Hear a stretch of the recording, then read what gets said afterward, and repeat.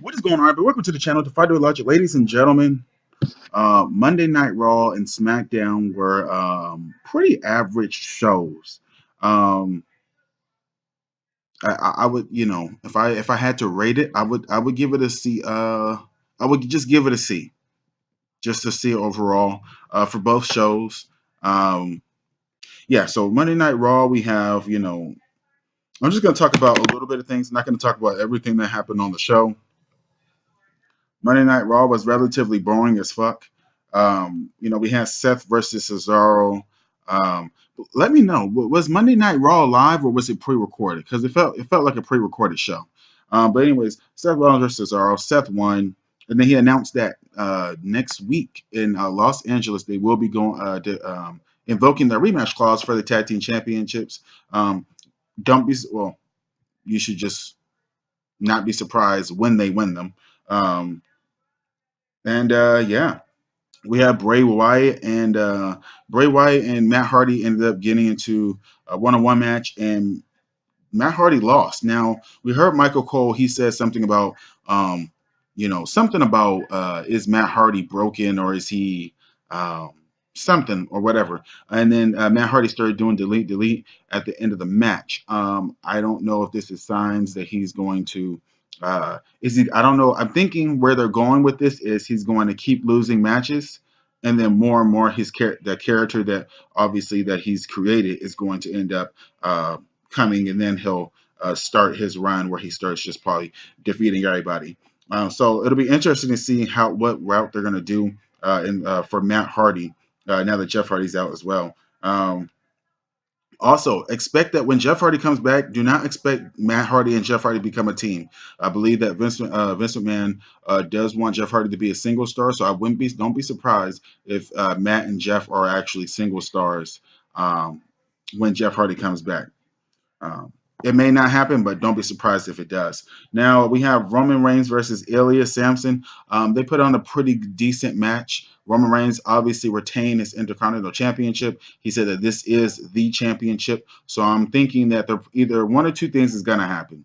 Either Roman Reigns is going to keep that championship all the way until WrestleMania, and then he's going to go up against Brock Lesnar, and then it's going to be Brock versus them, and then Roman will have both championships, or they're going to have it to where it's this Roman Reigns versus Samoa Joe situation that we're going on with this feud. This may last for a while, and then at the culmination of it, Samoa Joe may end up winning the Intercontinental Championship, and then Roman Reigns moving on to bigger and better things against Brock Lesnar.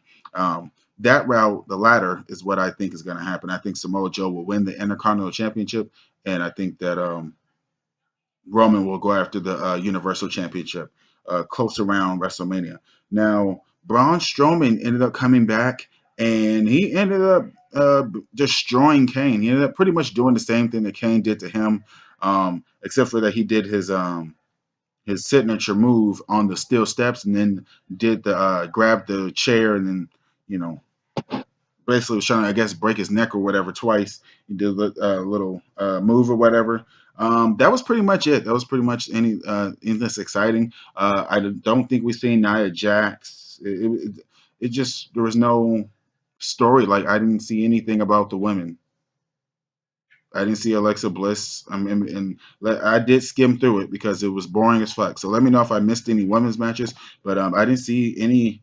Um, Matter of fact, I think I don't actually I did. I did see one, but it was Paige and the Absolutism or whoever their names are. They ended up just basically dominating, but we didn't see Sasha or Alexa Bliss or anybody. So I'm guessing maybe they were just selling the thing. Oh, there we go. Oscar versus Dana Brooke. Obviously, Dana Brooke lost in a couple of seconds.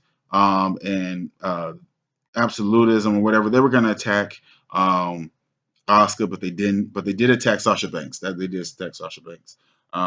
So my bad. I thought I didn't see it, but I just remembered. Yeah, moving on to SmackDown Live. Now, the New Day came out against Chad Gable and Shelton Benjamin, and I honestly thought they were gonna lose. It seemed like WWE was building up Chad Gable, Shelton Benjamin versus the Usos. We haven't seen who they're going to go against. Now I'm thinking that the next SmackDown pay-per-view, I believe, I don't know when it is, but I believe it is coming. Well, it should be here in a couple of weeks. So I don't know if they're going to build up the Bludgeon Brothers, because it seems like the Usos are baby faces. They have the little truce with the New Day, so it seems like they're baby faces now. And I'm thinking that they're going to build up the Bludgeon Brothers, and then and have them end up going against the Usos. So don't be surprised if I wouldn't be surprised if the Bludgeon Brothers go against the New Day and then defeat the New Day, and then start attacking the Usos and start that feud. But if I was WWE, unless I'm putting the champion, the tag, unless I'm putting the tag team championships on the Bludgeon Brothers, I'm not putting them anywhere near the Usos, because you don't want to give them a loss after they just been back on TV after 2 weeks. So you don't want them. Oh, hey, you get a championship match at a pay per view, but you're gonna lose. So I'd rather them just not even go against each other or even cross paths unless they're going to actually win those championships. Because otherwise, you're just devaluing your biggest heel tag team. There is no other heel tag teams. The Usos aren't heels unless you want to call them tweeners or whatever. I don't know. But anyways, moving on, we have now we have another group of women.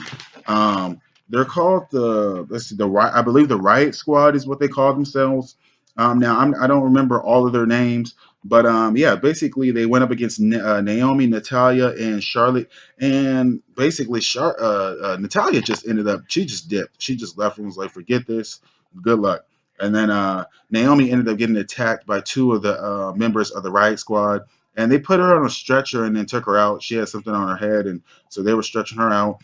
It seemed like Charlotte was going to end up, getting somehow getting that win, but she didn't. She, in a sense, I guess you can say, lost clean.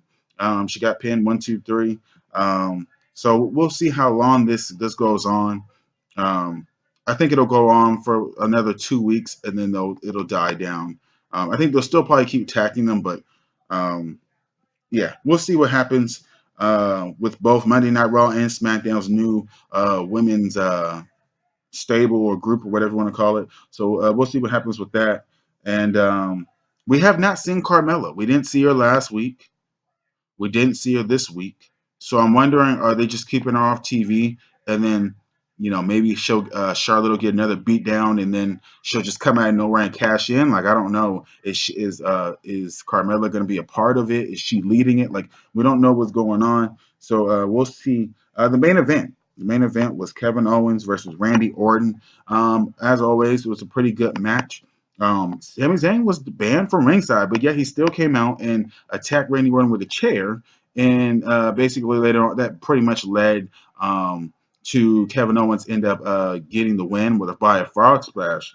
Um, yeah, and Randy Orton lost. So it's interesting to see. I don't know where the storyline is going. Last week it seemed like they were going to lose against the New Day, but then they ended up defeating the New Day. Then it seemed like he was going to lose against Randy Orton, and he beat Randy Orton. So I think that they're going to keep on putting them in matches, and then Sami Zayn and Kevin Owens are going to keep on winning. But if you want to know what I think the end result of this Kevin Owens, Sami Zayn, Shane McMahon, Daniel Bryan situation, I see Shane McMahon trading Kevin Owens and Sami Zayn for two of SmackDown superstars.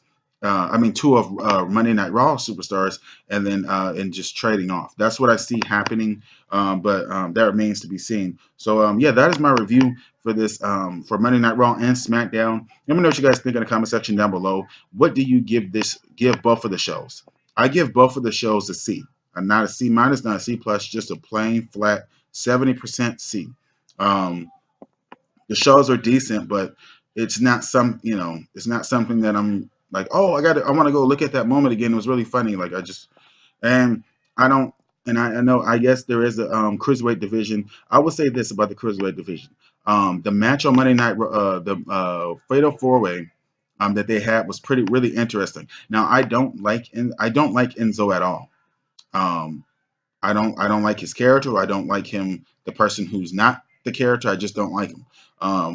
But So it is what it is. That is my review for it. Let me know what you guys think in the comment section down below. How do you think the show was? Was it a F? Was it just trash as fuck? Let me know whatever you got to say in the comment section down below. Don't forget to subscribe to the channel. And if you want to follow me on Twitter, it is at Defy WWE Logic. Again, that is Defy WWE Logic on Twitter. So it's pretty much the same logos and stuff you see here. It's on my Twitter page. So